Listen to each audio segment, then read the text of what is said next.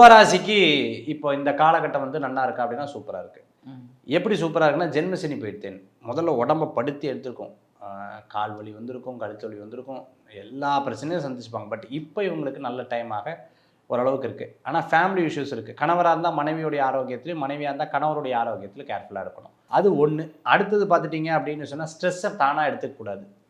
பேச்சு முந்தியெல்லாம் சொன்னால் காப்பாற்ற முடியும் அவங்களால. இப்போ பேச்சு சொன்னால் காப்பாற்ற முடியாது. உதாரணத்துக்கு 5 மணிக்கு வரேன்னா வர முடியாது, 9 மணிக்கு வருவாங்க.